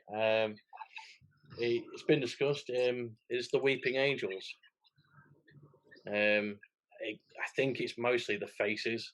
The fact that they can move when you're not looking at them, but even when you are, like, I don't want to stare at a blank face. The eyes and everything like that. To stare into the eyes of an angel is to open the door for an angel to enter you, so to speak. Yeah, I think they've got a little bit of a quality like the Vasta Narada have, where it's when you're not looking, that shit goes down, and that's scary. Yeah, you're not afraid of the dark, but you're afraid of what's in the dark, kind of thing. So worthy number 2. Sorry, Mike, I didn't mean to skip you out. No, you're fine. So, Alan, what is your number 1? My number 1 is Cybermen. I bloody love the Cybermen. I know, well, we've already spoken quite at length about it, but what I will say is it feels like it's almost like a warning to the future. Is like, this is what humanity could become if we are over-relying on technology. Yeah, the whole bit where they had the earpieces is poignant. Mm-hmm. And they eliminate the weaknesses of humanity to the point where they're not human anymore. Yeah, it does resonate. But again, that is another time that Doctor Who has commentary, has social commentary, without like painting it on the wall, saying don't do this or this will happen, like it has in Jodie Whittaker's run. And you can make these suggestions and nods at what's going on in the world without ramming it down people's throats. Yeah, I like the Matt Smith episode where he becomes Mr. Clever, because he's got the thing on his face and he just stops it with a bit of, I think it's tinfoil or gold paper or something like that. I thought that was ingenious, in the game of chess that they have to win the body is pretty cool. It's not the only time that chess has featured in a battle with bad guys. One of my honorary mentions dips into this, which we'll get to shortly. So, Mike, what is your number 1? My number 1 is the Daleks. I think they're just the epitome of a villain, really. The fact that they're willing to kill their own, even though they're only slightly, they're not pure, but they can be made pure, as like explained in Revolution of the Daleks. We can be made pure. Doesn't matter. You weren't born pure. Death. Yeah, and that links again back into the lore of the show when Davros created them. Yeah. And all the way through. And there's lots of references to subspecies of Daleks and, different cults of Daleks. I like the Daleks in Manhattan episode. Yeah. That was quite interesting. Yeah, the one that's willing, like the group of 4 that's, meant to be there to try and move the Daleks forward, but only one of them is willing to evolve. Yeah. Into a human Dalek. Yeah. So, yeah, worthy, I think. Again, for a villain to have appeared as many times, and with some exceptions, it is the pinnacle of that Doctor's tenure, is their Dalek shows. Look at David Tennant's, where they've stolen the planets, and that's a brilliant episode. Yeah.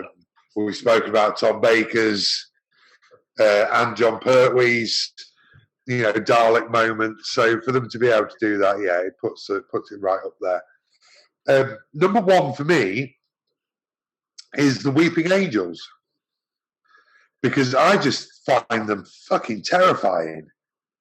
They scare the shit out of me, like even now. And there's never really a way they never really beat them. They just kind of get away from them. Yeah. It's fair. So I it's mean, they show some way to beat them, don't they? But not permanently. It's like put them in front of a mirror, blindfold them. It's not really a way. Although they did explore the decay of the Weeping Angels in the Matt Smith Amy Pond episode with River Song, where they go into the old civilization where that space shuttle crashes. And it takes them a long time to realize that the civilization had two heads, not one. Yeah, that a brilliant episode. Again, though, they kind of escape, not win. And the Angels take Rory and Amy away from the Doctor, even when they think they've got away. Yeah. And turns out that they didn't. And I just find them absolutely terrifying. And just when the lights blink off, 1 minute it stood there like that, and then it's like, and then it's like they're getting closer and closer, and it's just amazing. It evokes a response. And when the Statue of Liberty turns out to be a weeping angel, as soon as the ground started shaking, I was like, "Oh fuck, I know what that is." And for me, they're just terrifying. Yeah. Even when I referenced the space shuttle crash one, where they videotaped 3 seconds of an angel. Yeah. It comes out and it's like just the sound of that, like the what, and you're like, oh shit, it's gonna get. And it's just getting closer on the screen. Just absolutely phenomenal. The response it invokes in me, and like I say, they never really found a way to defeat them properly. And I think as well, because a lot of the time there's no negotiating with the Angels. No. And there's no big plot. They want to touch you because they need the energy. And they transport you back in time. So there's no master plan. There's no Davros marching around telling you what's going to happen and the plan. They're just going to do what they want to do. And that's what makes them number one for me, is they're just so creepy and unstoppable in the end. So, honorary mentions. Alan. Yeah, I have 2 honorary mentions. The first been spoken about already, the Basha Narada. Great villain there. The second is the creeps me out to this day, the gas mask zombies. Are you my mummy? Yeah, that is another one that freaks. I can freak the kids out now because I just can Luke's watch and just go, "Mummy, are you my mummy?" And they just freak out. So that's amusing. Such a simple idea, but just very well done. I think the payoff of that was brilliant as well, though, that it was a medical, ship trying to heal everybody. Yeah. It just, again, we've spoken about it earlier. Phenomenal episode. The Doctor dances, isn't it? That's what it's called. Yeah. Because nobody died. Yeah, I do like that, and the fact that it was never intended to be a villain. It was just, what is it, nanites that are just trying to get it. They're confused by human DNA because they've not seen it before. For me, my honourable mentions is the Midnight Entity, creepy, absolutely pure, brilliant. Davros, I kept him separate because they explored his early years with Peter Capaldi's Doctor. They explored his early genetics work, and then with David Tennant, the detonation of the reality bomb and the being confined to the vault by the Supreme Dalek. I just thought it was brilliant. And my last honourable mention is the Time Lords. Yeah. I mean, yeah. Yeah, the Time Lords almost made it on my list. There's been countless times where they've been, it turns out they've been the villains, or at least responsible for some pretty serious shit going down. So yeah, my honourable mentions are The Silence. Again, a very creepy and ingenious enemy, making you forget. And there's that time with Matt Smith where he's with Winston Churchill and they've just got tallies on their arms, and it's like, I'm holding a gun or a sword. I don't know what's been happening. Brilliant. The Great Intelligence is an honorary mention for me. Yeah. Again, Richard E. Grant, who was the Doctor briefly in that comic relief special. I thought that was a very well played out long game, touching on multiple episodes in Matt Smith's tenure. Mike, you've zoomed in. Are you getting more serious? And finally, Fenric, which I almost guarantee neither of you have heard of. No. I've heard of Fenric. I can't say I've, It was in one of Sylvester McCoy's last episodes, and it was actually a villain that the Doctor had fought thousands of years before, and they decided it over a game of chess. When you mentioned it earlier, I said we'd come back to it. And he played them at chess, but Fenric inhabits people, and they're almost like vampires. And there's a very creepy scene where there's two young girls on a beach, and they're like turned into these vampires. And it's a really creepy episode. And again, with Ace and the Doctor, Sylvester McCoy's Doctor, so it was a really creepy episode, and very well acted, and that episode resonates for me from Sylvester McCoy's run. So yes, Fenric, my last honourable mention. Cool. So points wise, let's do in reverse order. So do the bad guys first, Mike. Okay, so our top 5 villains. We have at number 5 the Vashta Narada. Then at 4 we have the Master. The Master. Then at 3 we have Cybermen. Number 2 Weeping Angels, and at number 1 the Daleks. So that's my list, almost in order. Cool. Yeah. I'm not mad at that. No. I think again it shows a good list. Yeah. So companions, right? So because we varied it, so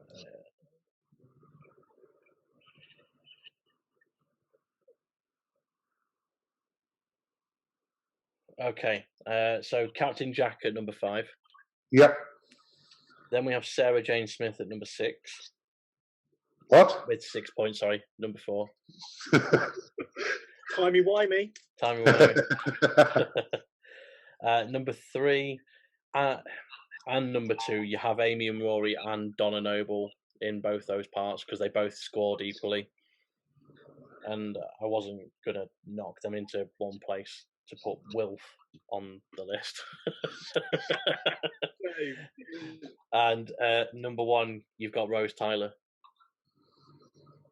Yeah, not mad at that. Again, pretty much my list, and just not in the same order. So, yeah, I'm at peace with that. So that leaves the big question then: who have we decided is the order that the Doctor's run in? You want the full 14 for the 14-1. Awesome. Well, it's going to come to no surprise to no one that the only one to not break it out of single digits was Jodie Whittaker, 14, with a total of 4 points. I know, it's only because she had to have 1 point from me. I would have given her none if I had a choice.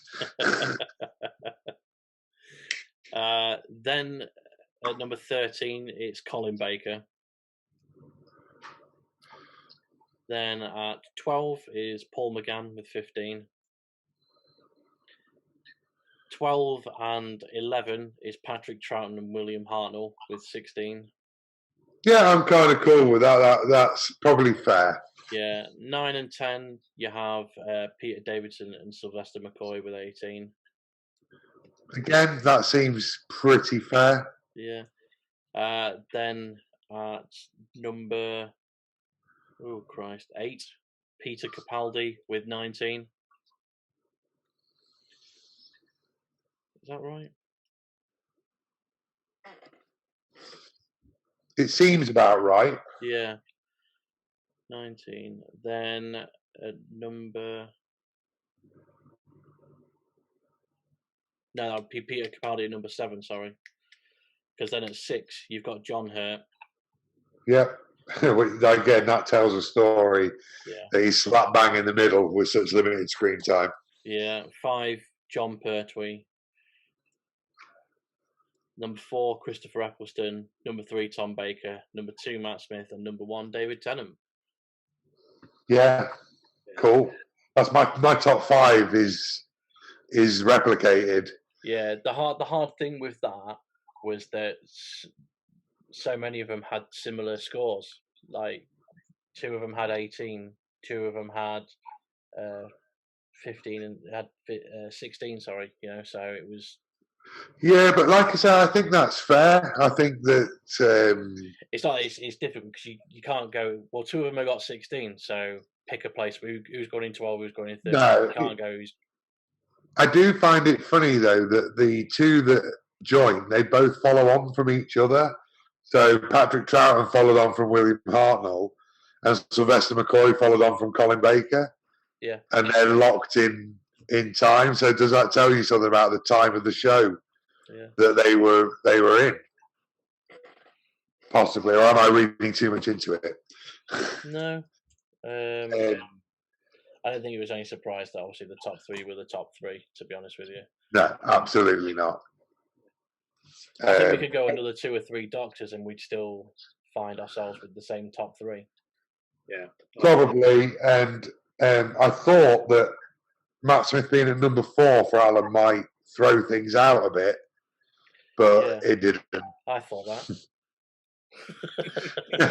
Your face was a picture. I was just surprised. I was like, how can he be number 4? But to be fair, like you say, Christopher Eccleston's work is brilliant. It was hard for me to put him at number 4, so fair.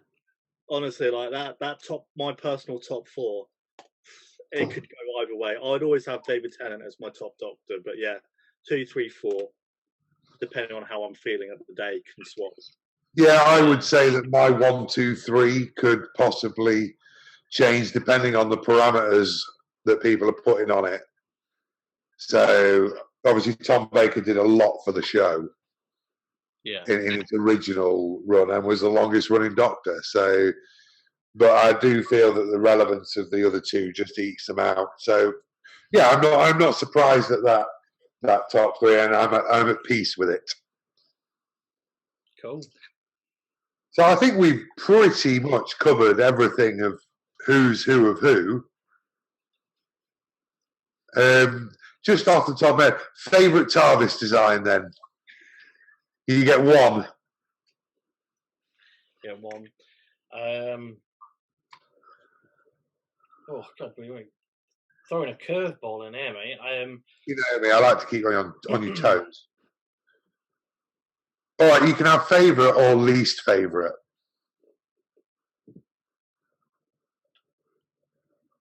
Or both. I'm gonna go. I can't pick a least favourite because I think that's unfair. I like Doctor Who. I don't want a favourite.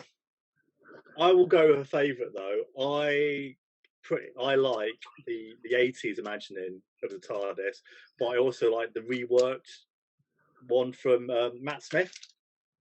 Was it Matt? Yeah. With the 80s TARDIS. I like that. It's a nice touch. With the round things. Yeah. Got the round things. I like the round things. Okay, I am going to go for my least favourite, which is the current TARDIS, with its weird phallic objects just loitering around. It's just odd. Don't like it. My favourite, I think, is the secondary control room from Tom Baker's time, which has got all wood panelling and stuff. It's just really random, and I like that. I'm gonna go with Matt Smith's one, only because his explores even more of the TARDIS than what Tom Baker's did. Obviously, you get introduced to the library and everything else in that TARDIS. I think it's a good way to expand upon what your TARDIS is, because it is this massive thing inside such a small box. Yeah, I think for Tom Baker, he suffered because whenever you were in the TARDIS, it tended to be filmed in a bloody factory somewhere, and they were limited on budget and location and stuff. So you were introduced to a bigger world. Yeah. But it was filmed in a fucking factory or something. So it was a bit odd. And Matt Smith, more than anyone, I think, he references the swimming pool and, all that. Oh, that's just a swimming pool emptying out. And, that's cool. And obviously, actually, Jodie Whittaker did reference the fact that it's massive because she crammed all the Daleks in it in the second TARDIS, didn't she? Oh, yeah. Yeah, so I thought that was kind of a nice touch. So I hate to say it. I think we're not going to go into favourite sonic screwdrivers and stuff like that. That would probably be a step too far. Have we all got Matt Smiths? Yeah. Yeah, mine's also. Oh, there you go then. It's unanimous. I do like David Tennant's one though. I think that's nice. Yeah, my sonic screwdriver is actually a screwdriver as well, which is probably why I don't know where it is, because it'll be used on something. But yeah, mine controls all the electronic devices, so I can turn my TV on and shit with my screwdriver.